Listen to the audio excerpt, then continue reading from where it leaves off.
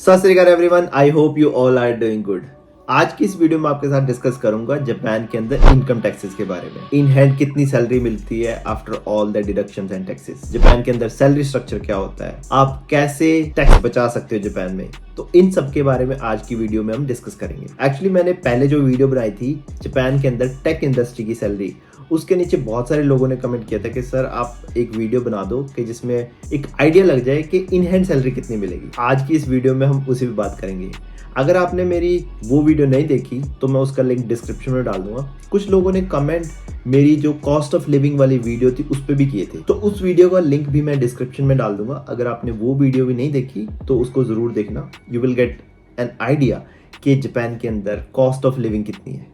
तो चलो बिना किसी देरी के करते हैं आज की वीडियो। टैक्सेस की बात करने से पहले चलो थोड़ा समझते हैं कि जापान के अंदर सैलरी स्ट्रक्चर क्या होता है। सैलरी के अंदर सबसे पहले आती है आपकी बेस सैलरी। जो आपका ऑफर लेटर होगा ना, उसके ऊपर जो सैलरी मेंशन होती है यूजुअली, तो वो बेस सैलरी ही मेंशन होती है, विच इज मंथली सैलरी। कई बार company monthly base salary into 12 करके भी ऑफर लेटर में मेंशन कर देती है। नेक्स्ट कंपोनेंट जो है वो है आपका कम्यूटिंग अलाउंस। हर एक कंपनी को जापान के अंदर अपने एम्प्लॉयज को कम्यूटिंग अलाउंस पे करना होता है अप टू 50,000। नेक्स्ट है ओवर टाइम अलाउंस। जापान के अंदर ओवर टाइम काफी फेमस है।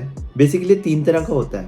सबसे पहले आपका normal over time, business hours खत्म होने के, फॉर एग्जांपल आप 9 to 6 जॉब कर रहे हो या 9 to 5:30 जॉब कर रहे हो, उसके बाद रात के 10 बजे तक, उसके बीच का जो ओवर टाइम है उसको बोलते हैं नॉर्मल ओवर टाइम। उसके बाद होता है आपका लेट नाइट ओवर टाइम, और तीसरा है आपका हॉलीडे ओवर टाइम। नेक्स्ट है हाउसिंग अलाउंस। कुछ कंपनी जापान में हाउसिंग अलाउंस भी देती है, जिसमें आपका रेंट है उसका कुछ अमाउंट देते हैं, या फिर अगर आपने मॉर्गेज ली हुई है, अपना घर है, तो उसका भी कुछ अमाउंट देते हैं। नेक्स्ट है चाइल्ड केयर अलाउंस। कुछ कंपनी जो बहुत ही दयालु होती है तो वो चाइल्ड केयर अलाउंस भी देती है। Last but not least, bonus.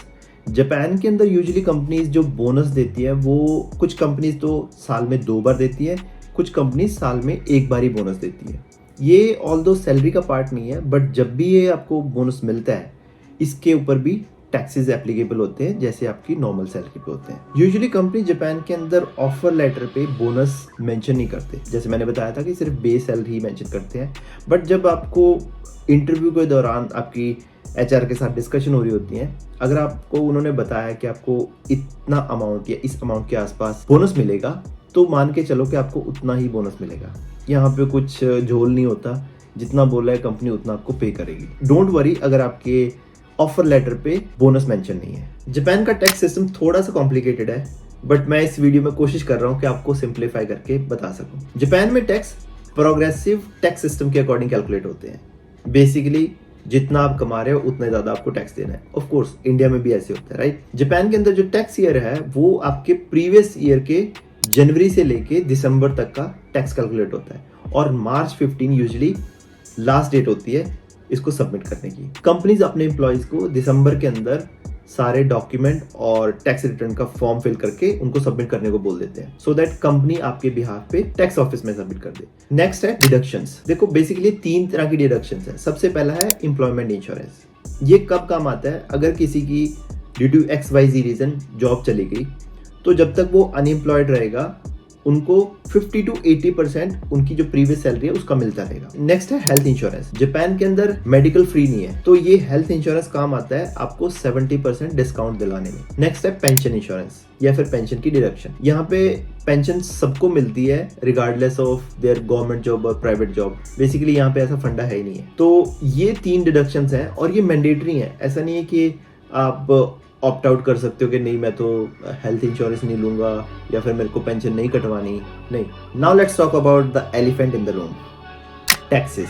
Taxes basically 2 तरह के हैं यहाँ पे, ठीक है। ऊपर थी डिडक्शंस, अब बात कर रहे हैं हम टैक्सेस की। सबसे पहला है आपका inhabitant tax, which is around 10% of your taxable income, और सेकंड है आपका नेशनल इनकम टैक्स। इसके 7 स्लैब्स हैं जो भी आप स्क्रीन पे देख रहे हो। टैक्सेबल इनकम अगर 1.9 मिलियन से कम है 5% ऑफ टैक्सेबल इनकम, उसके बाद 1.95 से 3.3 10% ऑफ टैक्सेबल इनकम माइनस 97,500। तो ऐसे करके ये अलग अलग स्लैब है। मैक्सिमम जो है अगर किसी की इनकम 40 मिलियन से ज्यादा है तो 45% of taxable income minus 4.796 million उसका डिडक्शन होगा। इस टेबल को देख के घबराना नहीं है, मैं आपको सिंप्लीफाई करके बताऊंगा कि एक्चुअली में है क्या।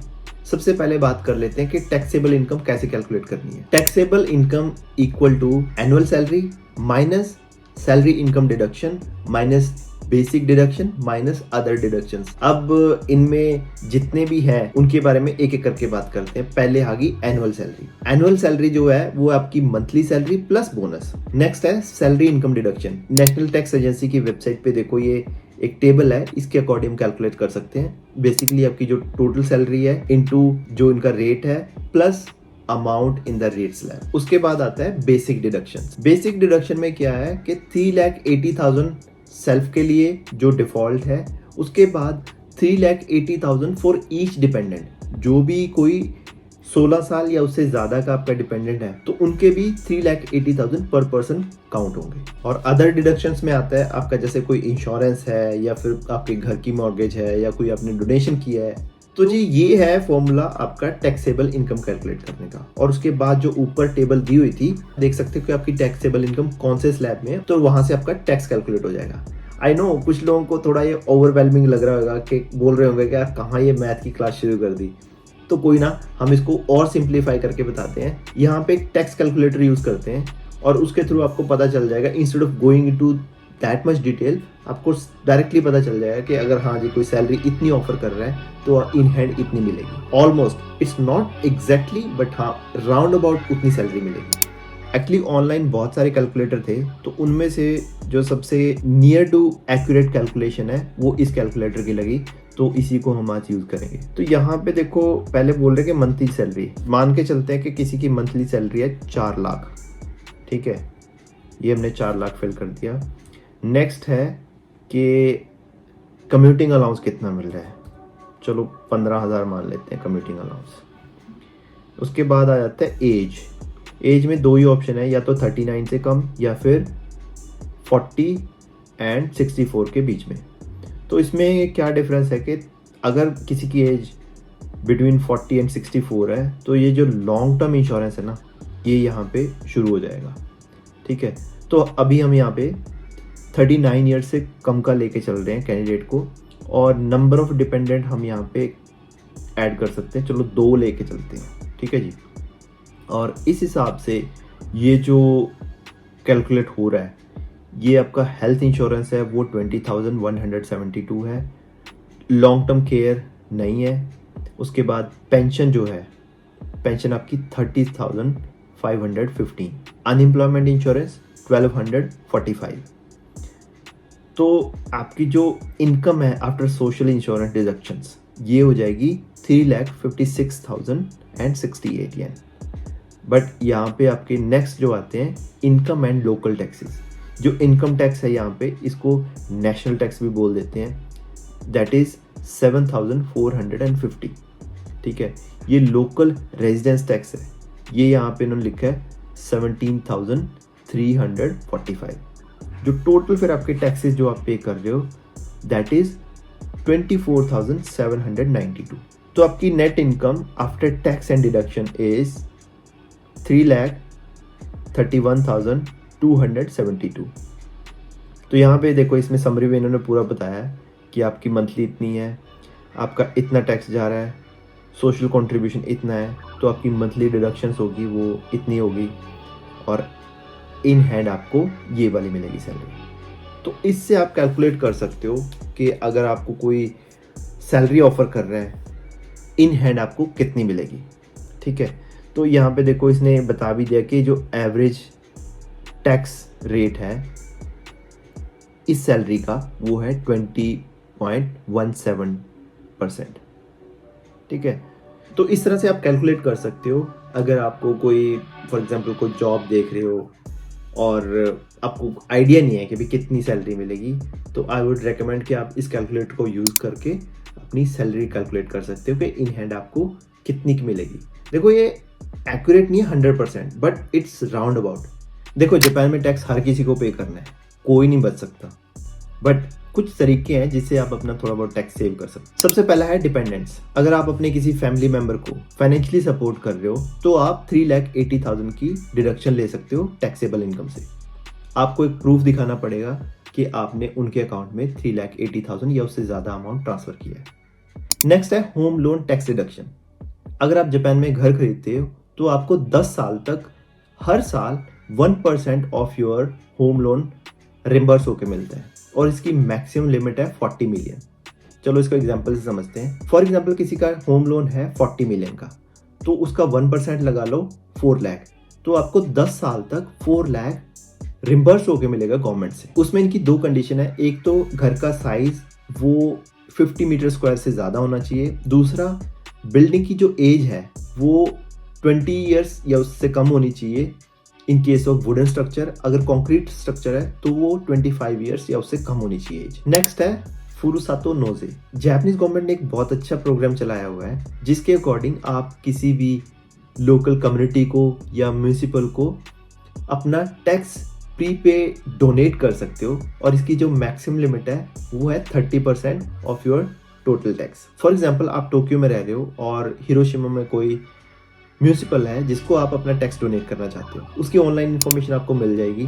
बहुत सारे साइट्स हैं जहाँ पे आप फुरुसातो नोजे डोनेट कर सकते हो, तो उस साइट पे जाके आप चेक कर सकते हो अलग अलग प्रीफेक्चर की अलग अलग म्यूनिसिपल हैं तो उनको आप डोनेट कर रहे हो। वहाँ पे आप डोनेट करते हो तो आपको एक सर्टिफिकेट मिलता है, वो सर्टिफिकेट आपने अपने जो टैक्स रिटर्न फाइल है उसके साथ लगाना है। आपने उनको डोनेट कर दिया तो वो आपको रिटर्न में क्या देंगे, रिटर्न में आपको वो गिफ्ट्स देंगे।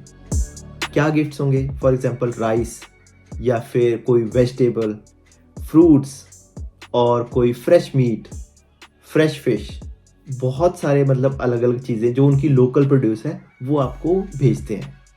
और वो जो अमाउंट है ना ऑलमोस्ट सेम होता है, जितना आपने उनको डोनेट किया है उतने का वो आपको भेज देंगे। अगर आप उस कम्युनिटी को से 2-3 साल से डोनेट कर रहे हो तो आपका एक अच्छा रिलेशन बन गया उनके साथ, लॉन्ग टर्म आपने रिलेशन डेवलप कर लिया, तो आपको साल में मल्टीपल टाइम कुछ ना कुछ भेजते रहते हैं। नेक्स्ट है इंश्योरेंस। इसमें आपका लाइफ इंश्योरेंस, अर्थक्वेक या फायर इंश्योरेंस आपकी घर का, तो उन सब के प्रीमियम आप अपने टैक्स रिटर्न फाइल के साथ अटैच कर सकते हो, वो भी आपको हेल्प करेंगे अपना टैक्स सेव करने में। इंडिया में भी ऐसे ही होता है राइट, बट ये जो जितने भी लाइफ इंश्योरेंस आपका जापान का होना चाहिए, इंडिया का नहीं। हाँ जी, तो ये थी आज की video about salary and taxes in Japan. I know video थोड़ी लंबी थी but thanks for watching till here. Video अगर अच्छी लगे तो इसको लाइक एंड शेयर जरूर कर देना और don't forget to subscribe to my channel अगर आप ये वीडियो फर्स्ट टाइम देख रहे हो। आप मेरे को इंस्टाग्राम पे भी फॉलो कर सकते हो for more frequent updates at I am Vikasdeep Singh. इसी के साथ मिलते हैं नेक्स्ट वीडियो में। Till then stay safe and bye bye.